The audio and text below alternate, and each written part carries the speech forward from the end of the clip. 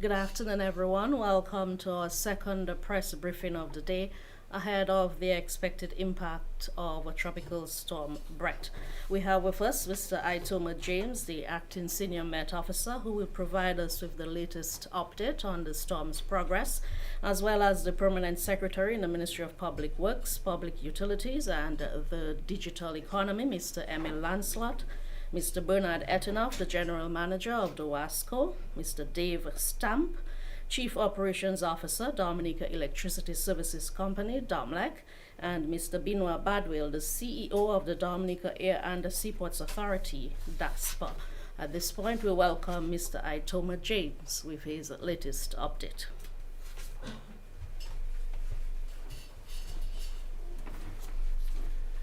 Good afternoon, everyone. I just want to say welcome to our esteemed presenters from the different industries. So let us just start.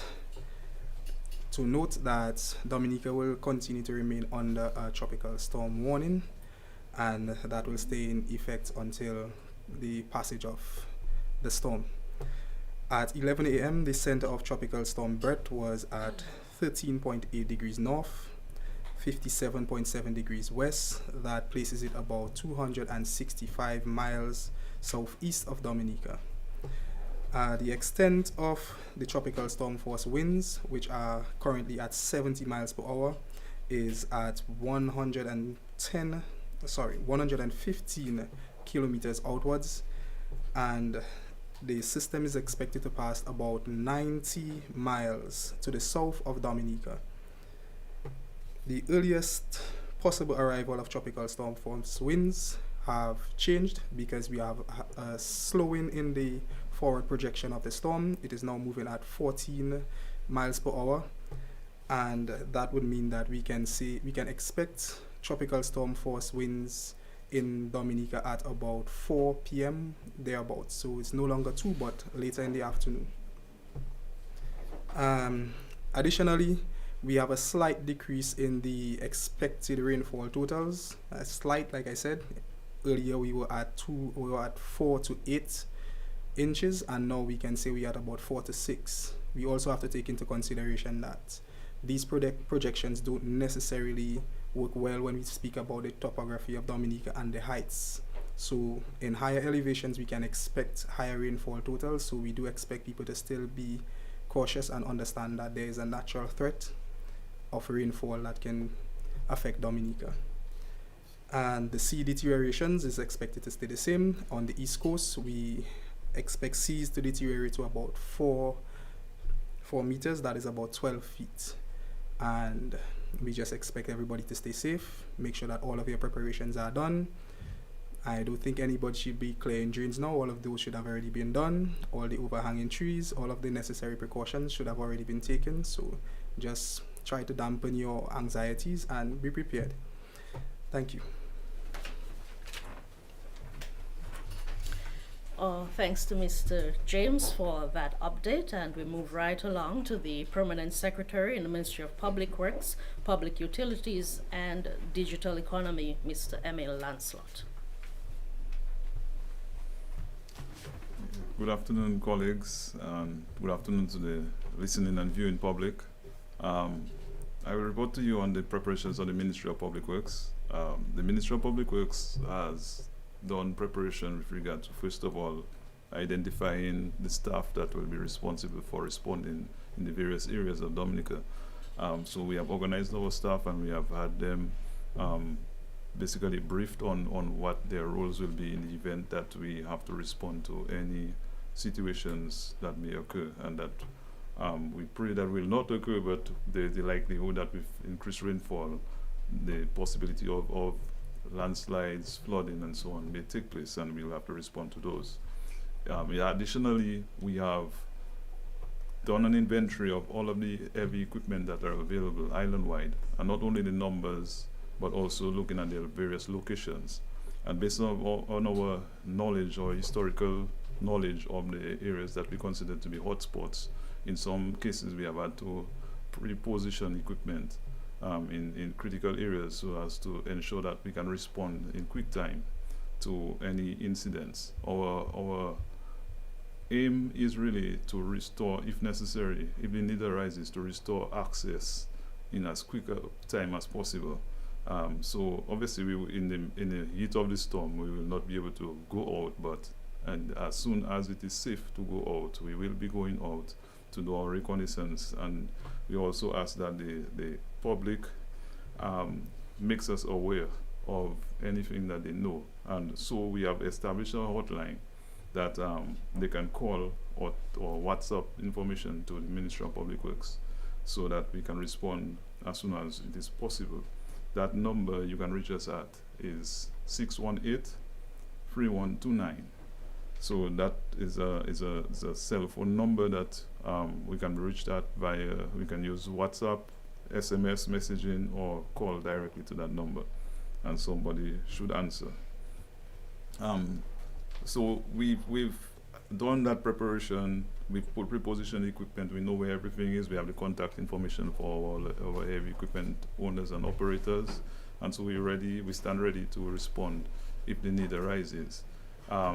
The Ministry of Public Works is also the ministry responsible for the public utilities, and we have two of them represented here who will make presentations, but we have been speaking to with the public utility companies to ensure that they themselves are ready, and they have assured us that they have put in place all their actions, plans to respond to ensure that services are kept as long as possible and restored as quickly as possible if the need arises for them to respond. So that being said, I ask everybody to remain safe, stay out of harm's way, and we pray to God that we are spared the brunt of this storm. Thank you. Thank you to Mr. Lancelot. For this afternoon's press briefing, we've invited the representatives of two of our main utility companies to share with us, to provide us with updates, and we would like to invite Mr. Bernard Etenoff. He's the General Manager of DOASCO.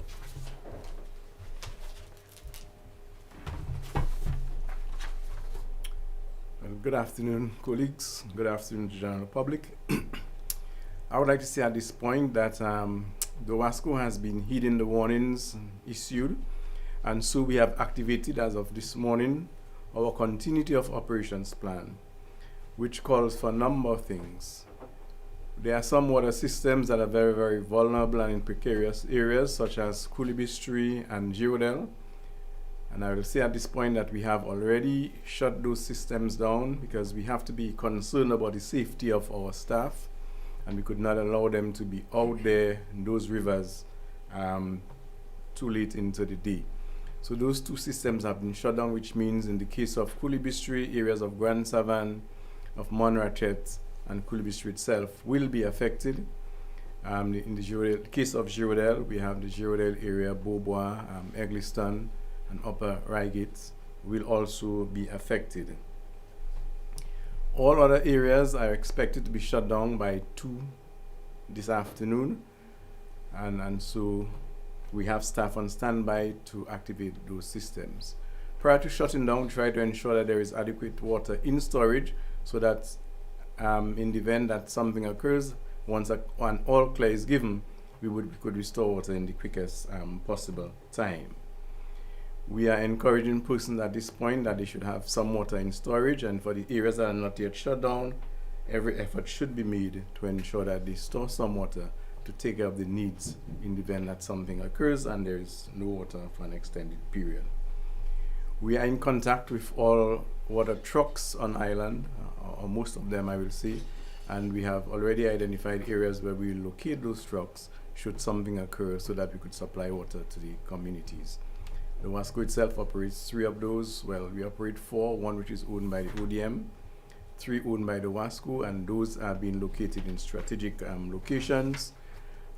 Pickup trucks are assigned to various locations, manned by staff with cell phones and other means of communication, and those are equipped with chainsaws and other equipment that would be necessary to clear access and to restore water as quickly as possible in the event that something occurs.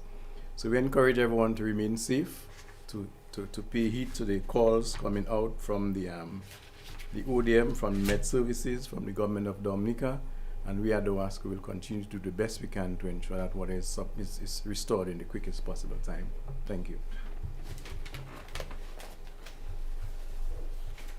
Thank you, Mr. Etanoff. We also have with us Mr. Dave Stamp. He's the Chief Operations Officer at DOMLEC, and he will now address us.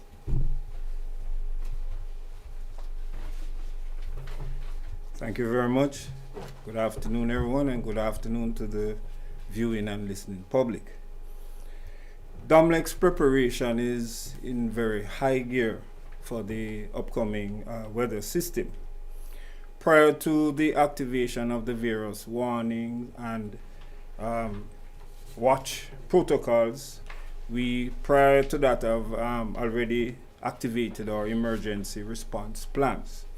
And as a matter of fact, we have our incident commander in place and our emergency operations center is already in place. Now, from a generation point of view, we have adequate staffing in place at the various power stations and locations. We have the requisite security systems in place with a combination of private security and collaboration with the Dominica Police Force, who will be housed at our facilities to assist security in the event that we have a bad system and there's public unrest. From a generation capacity point of view, we have adequate capacity at all our power station locations to deal with any demand in electricity. And our hydro systems, we have special protocols in place to deal with our hydro systems if we need to shut down in the event that there is water and flooding. From our T&D point of view, we also have staffing in place, and staffing have already been sent home so that they can be easily deployed in the event that they need to respond to a system. As a matter of fact, we have deployed staffing in various locations throughout the island so that they can respond in remote locations. We also have deployed resources in terms of parts, poles, transformers, etc. at the various locations, especially in the north, in the event that there is transportation issues, road issues, bridges, etc. And all our staffing from a commercial point of view have been briefed and deployed. So from that point of view, from our generation, T&D, and customer service, we are in ready and high mode.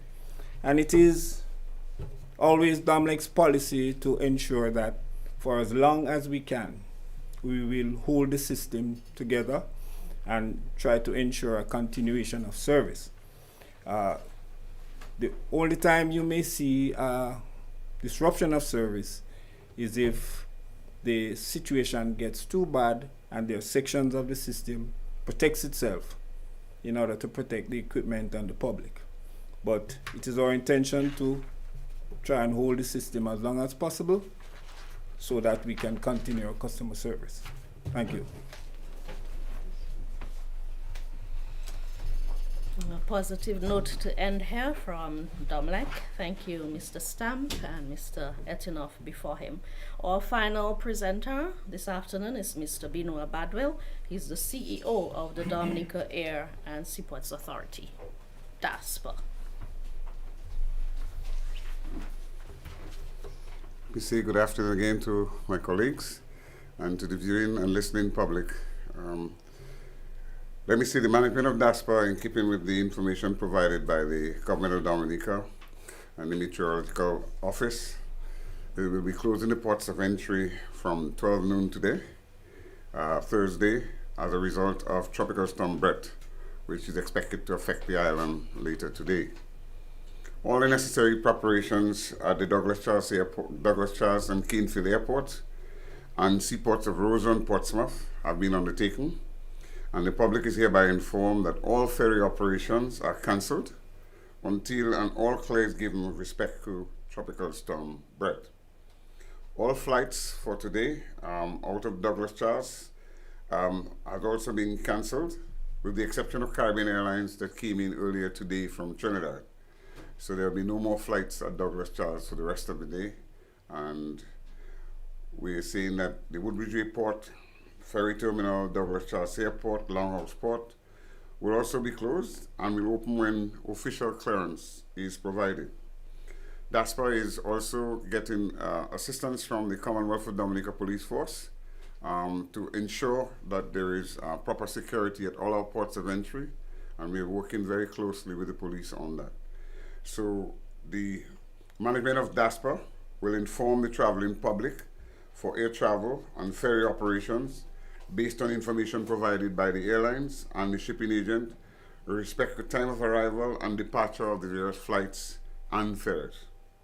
We want to inform the public that persons should await official information. People should not just come down to the port after the event. They should await official information before proceeding to the airport in particular, or the ferry terminal after the passage of the storm.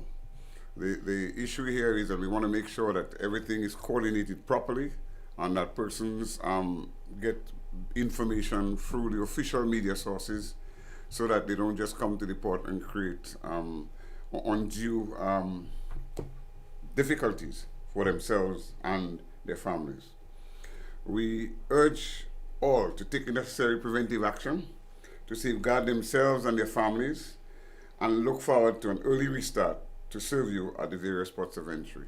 So we wish all to be safe, and that we want to ensure that we can continue our operations immediately thereafter. Thank you.